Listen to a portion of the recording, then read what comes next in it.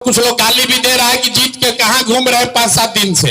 पहला काम जो हमने वादा नहीं किया था लेकिन करने जा रहे हैं, अगर चाहें तो हमारे यहाँ नौकरी के लिए अप्लाई कीजिए। देश भर में जितना मेरा जान पहचान का आदमी है, कहीं ना कहीं फैक्ट्री में, ऑफिस में आपके बच्चों को नौकरी जरूर करवा देंगे। फिर अभी नौकरी बाहर जाके करना पड़ेगा क्योंकि सरकार अभी जनसुराज का नहीं है। कुछ लोग गाली भी दे रहा है कि जीत के कहां घूम रहे 5-7 दिन से। हम कहीं घूम नहीं रहे हैं, आपका ही काम कर रहे हैं और वही आज घोषणा करने आए हैं। आपका बाल बच्चा अगर पढ़ लिख गया है, बेरोजगार घूम रहा है, तो उसका बायोडाटा सीवी ला के हमारे ऑफिस में दीजिए। कम से कम 10,000 बच्चों को यहां से नौकरी लगवाने का व्यवस्था तुरंत करेंगे।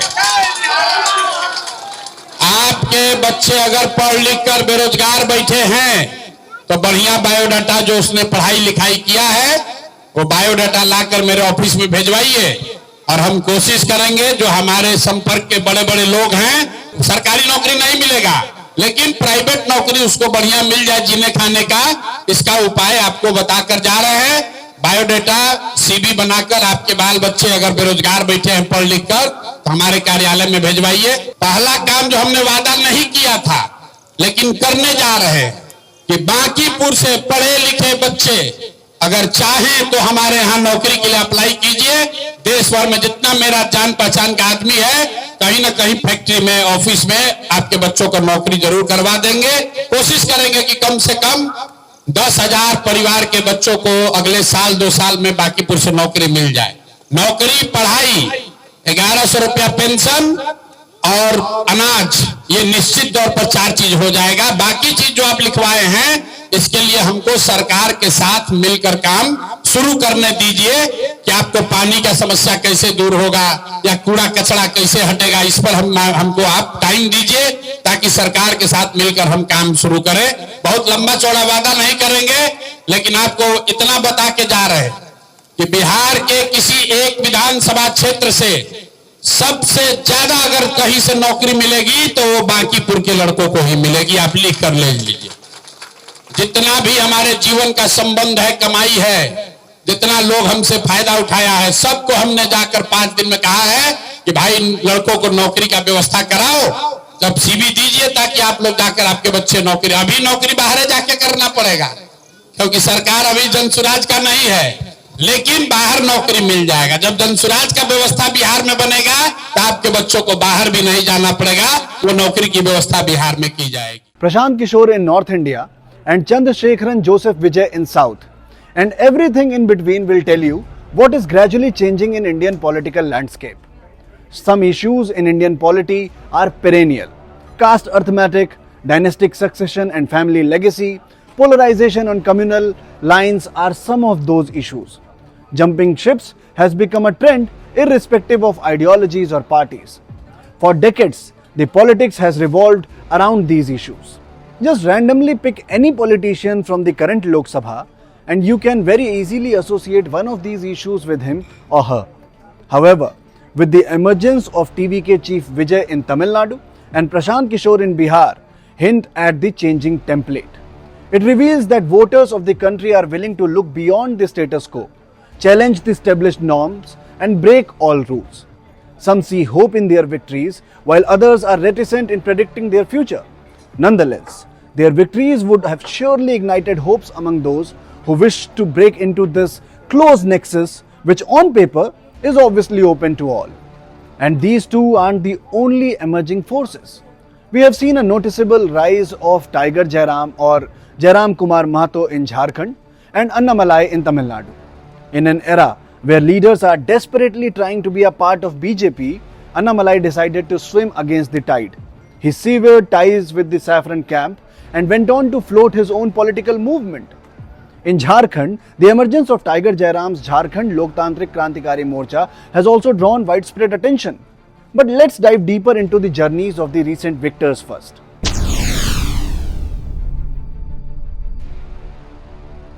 Ever since Prime Minister Narendra Modi won the 2014 Lok Sabha election, Prashant Kishore has emerged as a key player in the Indian politics, or one should say, as a key coach in the Indian politics. He worked from behind the scenes, worked for almost all major political parties ranging from the BJP, TMC, AAP, DMK, etc. As parties who he worked for succeeded, PK's profile kept enriching. In 2022, Prashant Kishore launched his Jan Suraj campaign and travelled across his home state Bihar. A staunch Gandhian himself, PK chose Bapu's tried and tested tool to establish connections with the common man, that is, Padyatra. He walked across the length and breadth of the state, covering nearly 3,000 kilometers.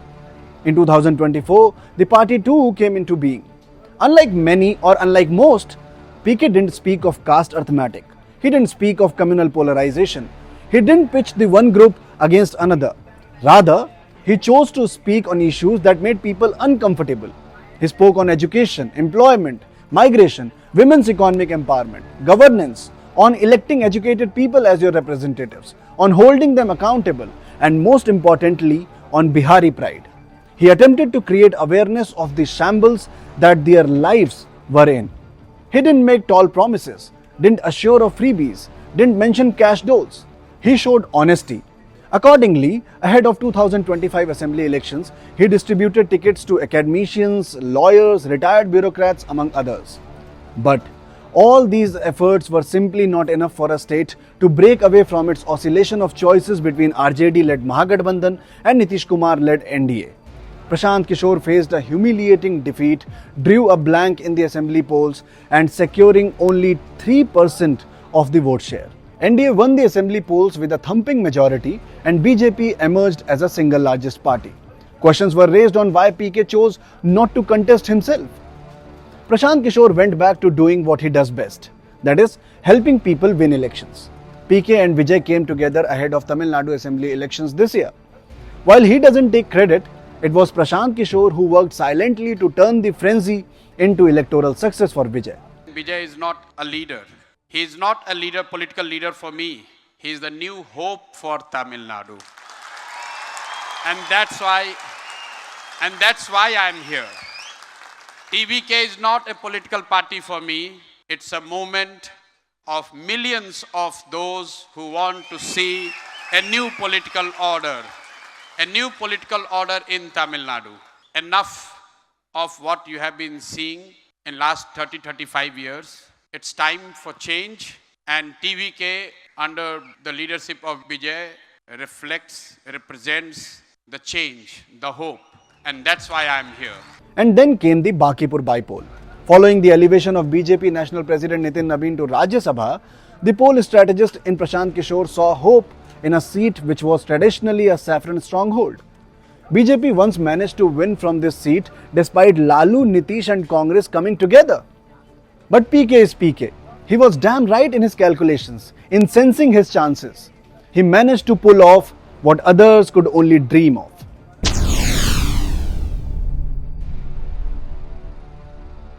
Prashant Kishore phenomena in Bihar had its own limitations.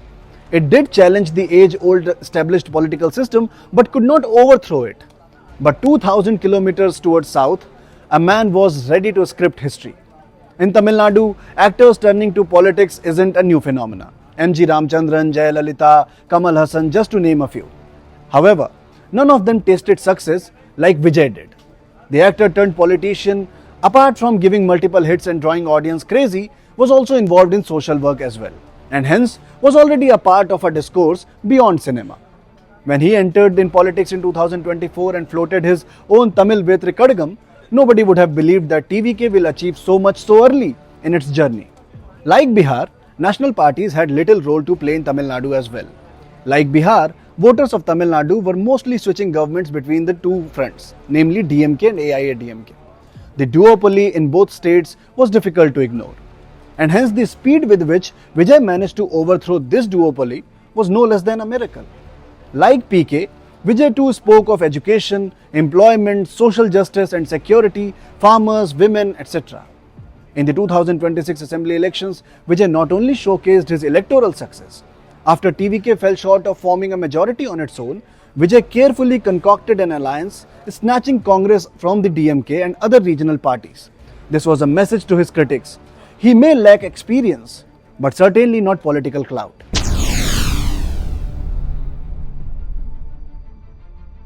Vijay and Prashant Kishore aren't alone in this experiment. Annamalai had emerged as a local face for the BJP in Tamil Nadu ahead of the Lok Sabha elections 2024. He gave hope to a party which had little chance in Tamil Nadu. BJP even made him state president. However, the crowd that the cop turned politician drew didn't show the faith in him when it came to cast their ballot. After spending 6 years in the saffron camp, Annamalai realized that his style of politics, his party's limitations and state's demands aren't aligning. Hence, in June 2026, he chose to part ways and start his own political movement. Another rising force to reckon with, but is not being talked much about, is in Jharkhand. Formed by a 30-year-old Jairam Kumar Mahato, and that too just 3 months before the assembly elections, Jharkhand Loktantrik Krantikari Morcha threw a surprise in 2024. Mahato is currently the lone MLA from his party and represents Dhumri assembly seat. His party's agenda is rooted in promoting Jharkhandi identity, domicile-based employment and regional languages among others.